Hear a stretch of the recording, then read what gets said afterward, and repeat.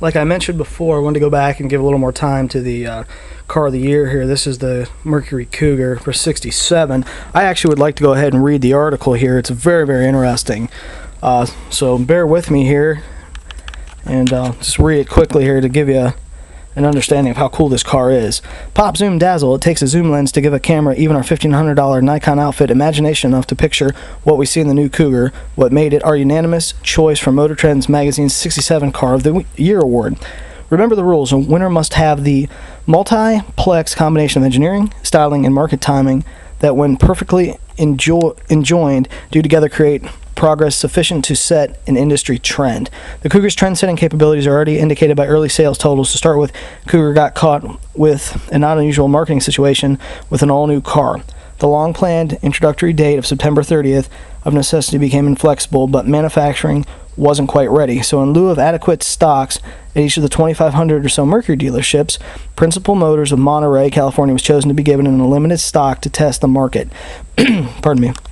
Out of the initial delivery of 30, it sold 29 the first month, a rate which, if projected nationally, would have given Cougar an 8% market penetration. The Monterey area was picked because it indulges itself in fancy cars. Rolls-Royces per capita are high there, and so too are Mustangs. Nationally, due to Cougar stocks averaging less than one per dealer on an introduction day, a penetration of 0.07% was achieved. The ultimate pace will certainly be closer to the Monterey figure, indicating that the Cougar is setting a trend its first time out. 11 of Principal's sales were Conquest and 10 were Clean. The other trade-ins were Mercury and English Ford products. The trend specifically is that there's a market for a high-tech and intermediate sporty car. Sporty, yes, but sporty luxury. 8 out of 10 are being sold with automatics, 6 out of 10 with power steering, and 2 out of 10 have AC. As to engineering, Cougar variety is great enough to be confusing, even to its maker at this early stage. There's a basic 2-barrel 289 V8, and this grows and grows until it at the dealer level, but the factory engineered, or you can take your pick between 2 4-barrels, Group 2, or 4 Webers. Really, the hot street car, though, will be the 4-barrel 390 option. Any of these may be had in an XR7 trim, which involves an entirely new instrument, panel, and exterior identification. Then finally, if all goes well, at least 500 XR7s will be built to qualify Cougar for Group 3 endurance racing. These will have Fomoco's hefty 428 engine in their own special trim. Styling, of course, is a matter of personal preference. You might say that the Cougar remains safe, yet distinctive and exciting. Certainly, though, the 3-inch longer wheelbase was put to practical use with the added rear legroom, but it added more than just this. To see what we mean, turn the page illustrator Kirby Whitmore's interpretation of the Cougar Car of the Year. So we'll go into some details here.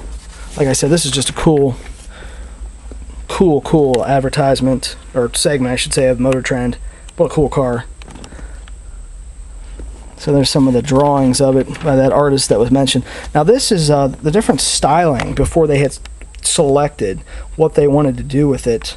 What they selected to me was pretty cool, but it's neat to see the other suggestions they had. So they spent a lot of time deciding what they wanted to do.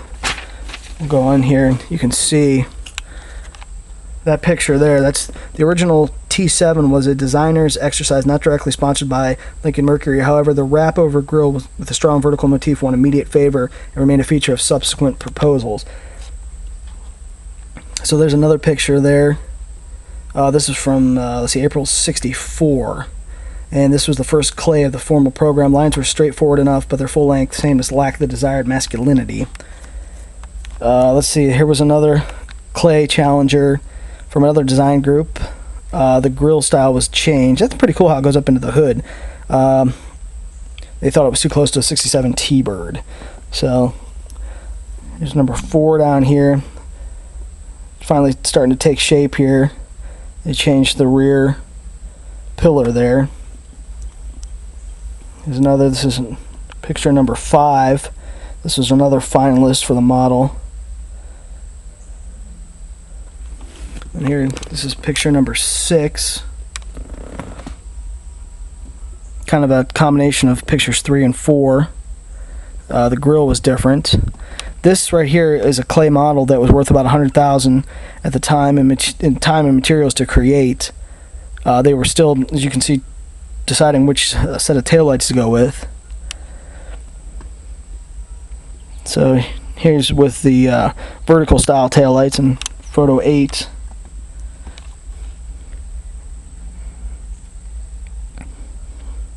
And there you go, that's the final product, and that was February 18th of 65. So, very, very cool.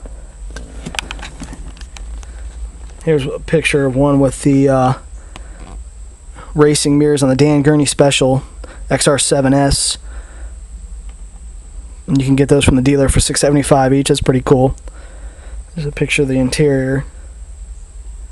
Wow. Yeah, I'd love to have a 67 Cougar. That's a cool car.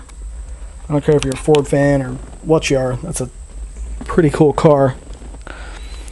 Here they talk about the Cougar going racing. Factory back racing. That's pretty cool.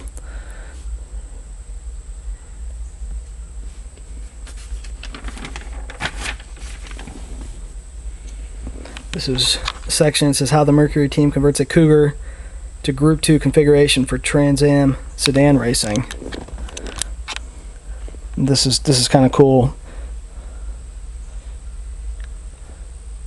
Wow. It said they came with a Group 2 289 cubic inch engine, performance cam, two Holley 4-barrel carbs, steel tube headers, high performance distributor, aluminum intake, lightweight ported iron heads, 10.5:1 to compression ratio, heavy duty radiator, safety pins in the hood. Wow, front disc brakes. There's a roll bar, the back edge of the seats. Wow, that is cool. And I thought there was more to that, but go back here and take a look. But basically, like I said, this is the Motor Trend Car of the Year. This was this issue here from '67, and wow, the Cougar, that's just a cool car. Would love to have one. Love to see it race. That's cool with the 289. That's just a cool car.